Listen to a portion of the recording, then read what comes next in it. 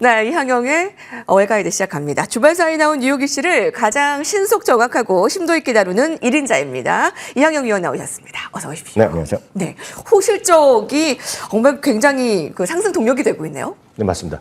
S&P 500 기준으로 보면 지금까지요. 전체적으로 보면 150여 개 정도 이상의 실적을 발표했는데요. 5개 중에 4개 기업이 지금 긍정적 실적을 발표하고 있거든요. 그러니까 여러 가지 변수는 있지만 시장에 굳건한 배경이 있다는 겁니다. 뒷배는 정확하게 실적이라는 것만 명심하시면 되겠습니다. 네, 호실적 발표가 뚜렷한 미증시의 상승 동력이 되고 있습니다. 자, 오늘의 인사이트 주제 살펴보겠습니다. 인플레 고금리에도 S&P 500 4주 만에 반등. 네, 주말 사이에 PCE 지표를 통해 물가 여전히 부담 요인을 확인했습니다. 그런데도 S&P 500 기준 4주 만에 상승, 나스닥은 무려 5주 만에 또 상승 반전했고요. 네, 맞습니다. 지난주 금요일 날이었죠. 3월 개인 소비 지출이 발표됐습니다. 그 전날이 이제 분기 개인 소비 지출이 발표됐는데 그 수치가 2개 모두 이틀 연속으로 예상보다 좀 높게 나왔습니다. 분명히 좋지 않은 징후인데요.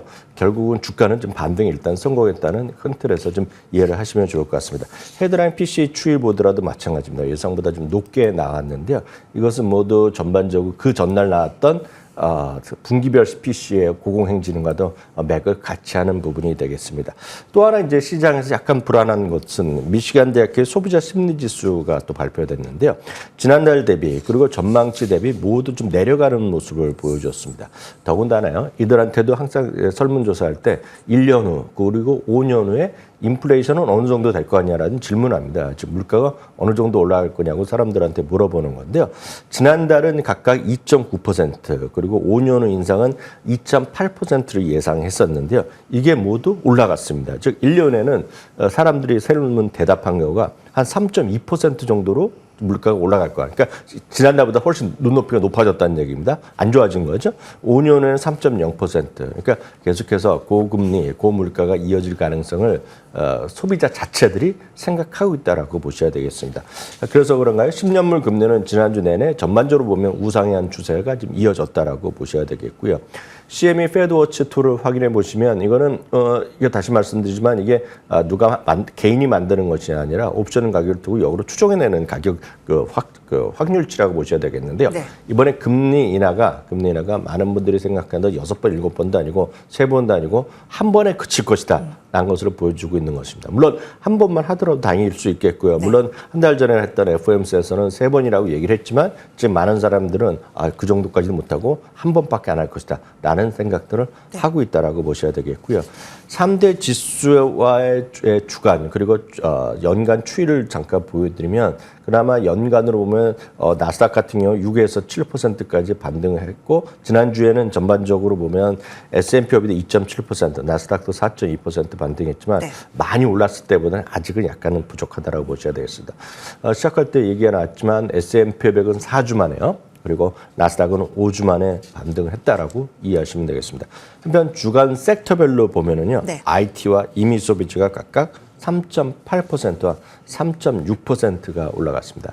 그럼 도대체 왜 이런 시장에 5주 만에 그리고 4주 만에 각각 지수가 반등할 수 있느냐를 보면 아까 시작할 때 말씀드렸다시피 가장 큰 것은 역시 기대 이상의 실적이 꾸준하게 발표되고 있다고 보셔야 되겠습니다. 네. 많은 분들이 많은 분들 느낌상으로 보면 어떻게 될지 모르겠지만 큼직한 주식이요.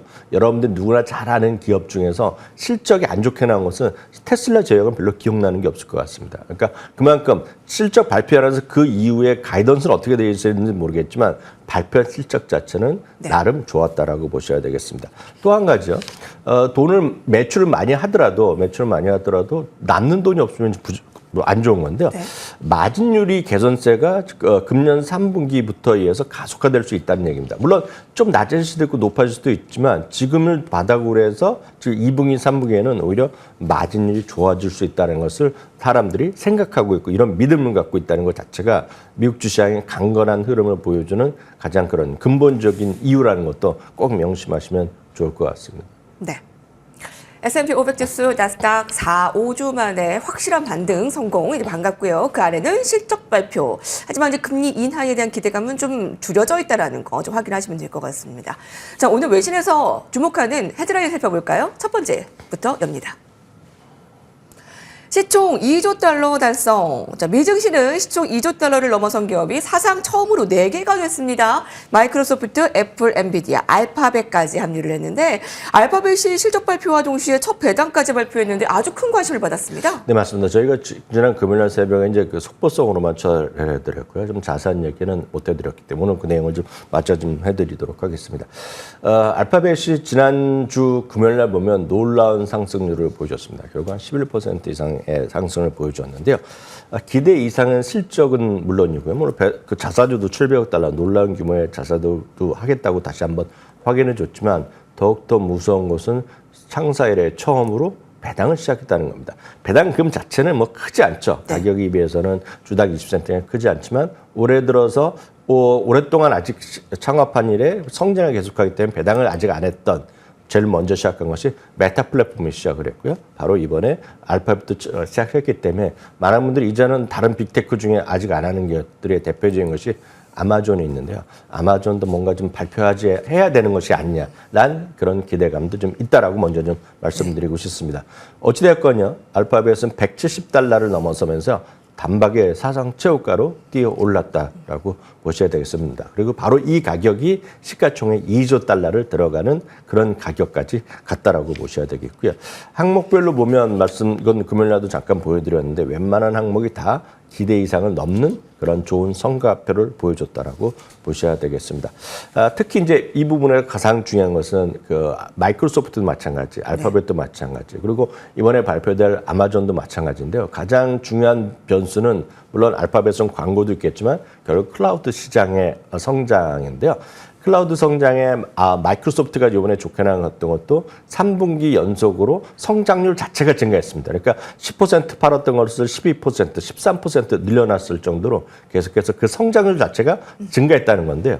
이번에 알파벳은 2분기 연속 성장률이 높여놨다라고 보셔야 되겠습니다. 바로 이 부분이 알파벳의 주가에 큰 폭의 상승에 가장 큰 원동력이었다고 보셔야 되겠고요. 네. 그러다 보니까요. 월가에서는 수많은 곳이 지금 목표 주가를 올릴 수밖에 없습니다. 왜냐하면 긍정적 실적을 발표한 데다가 마진율도 상당히 높아졌거든요. 그러니까 이런 것들이 어우러지면서 주가의 어떤 변동 요인을 가져왔다라고 보셔야 되겠고 특히 가장 중요한 건 앞서도 말씀드렸다시피 배당입니다. 그래서 배당을 주냐 안 주냐는 것 자체는 사람들한테 상당한 의미가 있겠고요. 특히 배당주는 우리나라에서도 배당주 뭐 ETF 이런 거 관심 최근에 많이 늘어서 있는데요. 배당을 들어가는 주식에 알파벳이 포함됐던 것 자체는 그만큼 뭐라 할까요? 수요 기반이 더 확대된다는 측면에서 긍정적 요인이 되겠고요. 월가에서는 이 표에서 보시다시피 뭐 숫자는 작은 건 뭐 모르셔도 되겠지만 이번에 발표한 하루날이요. 발표 그 당일날 하루에 최소한 25곳이나 목표 주가를 올려놨거든요. 늘 말씀드리면 목표 주가가 올라가고 투자 의견이 상향되고 이익 전망이 상향되는 거 이런 것들이 있으면 미국 주식은 좀 신뢰를 더 가져도 된다라고 다시 한번 확인드릴 수 있겠습니다. 네. 알파벳이 실적도 좋았지만 마진율도 높아지고 또 첫 분기 배당이 굉장히 의미가 있다는 말씀을 주셨네요. 25곳이나 알파벳의 주가 목표가를 상향 조정했습니다. 미증시가 좀 탄탄할 수 있는 좀 근거가 되고 있습니다. 다음 주에 이번 주에 아마존 아까 좀 실적 굉장히 좀 주목을 하시는 것 같네요. 자, 다음 월가 헤드라인도 살펴보겠습니다. 미국의 신고가 핫 종목을 소개해드리겠습니다. 야후파이낸스인데요. 4월 미증시가 52주 신고가를 기록한 종목 가운데 연초 대비 주가 상승률이 무려 50%. 자, 이 종목 트랜스타임 그룹인데 말씀대로 이양혁 위원님이 기술주는 뭐 알듯이 오르지만 그 외에 모르듯이 오르는 종목도 굉장히 많다고. 맞습니다. 예. 그런 주식들이 의미 있는 것들이 꽤 많이 있습니다. 다만 이제 그 와중에서도 많은 분들이 이제 브랜드 자체가 익숙한 것들이 있습니다. 대표적인 것이 예를 들어서 P&G 같은 경우에는 많은 분들이 많이 알고 있고 우리나라 여러분들 집안에서도 많이 브랜드로 쓰고 있는 것이 P&G이기 때문에 그런 것들은 오히려 좀 익숙하게 접근이 가능합니다. 뭐 알파벳도 마찬가지가 되겠고요. 뭐 아이폰, 뭐 마이크로소프트 다 마찬가지가 되겠는데요. 엄청 좋은 회사임에도 불구하고 물론 저희가 이 코너 때 자주 설명드렸지만 익숙하지 않은 대표적인 기업이 트랜스다인 그룹입니다. 트랜스다인 그룹 하면 우리가 일반인이 알 수가 없는 건데요. 딱 이런 거라고 이해하시면 되겠습니다. 여러분들이 비행기 여행하면 비행기 맨날 타고 다니시지 않습니까? 네. 그리고 군인들은 뭐 비행기하고 전투기 왔다 갔다 요즘 전쟁도 많이 여기저기 나면 전투기도 많이 뜨고 내리고 이러지 않습니까? 그때마다 이제 수리라고 안전 체크라고 이런 것들이죠. 그래서 그런 것들에 대한 에이스라든가요. 그리고 부품 수급을 대표하는 세계 최대 회사가 트랜스다임그룹이고 메인 컨트랙트, 그런 계약을 맡고 있는 것은 미국 육군, 해군이, 공군이 바로 이들과 일을 하고 있다라는 대표적인 기업이라고 일단 먼저 이해하시면 되겠습니다. 당연히 글로벌 항공 수요, 뭐 민간이나 전투기가 수요가 늘어나고 많이 운행할수록 부품 공급 및 AS 수요가 늘어나고 있다라고 보셔야 되겠고요. 그 다음에 제가 꼭 여러분들한테 꼭 말씀드리고 싶은 것이 2009년 이후입니다. 그러니까 금융위기 이후 단 한 번도 외회 없이 15년 연속으로 매년 주가가 상승한 전 세계에서 유일한 기업이 바로 이 기업입니다. 전 세계 수많은 기업이 있지만 MSCI 글로벌 1500이라는 지수가 있습니다. 전 세계 선진국 지수만 모아놓은 1,500개의 기업이 있는데요. 이 중에서요, 말씀드렸다시피 15년 연속 주가 오르는 기업은 딱 이거 하나밖에 없습니다. 그러니까 그만큼 좋은 회사라고 보셔야 되겠고요. 네.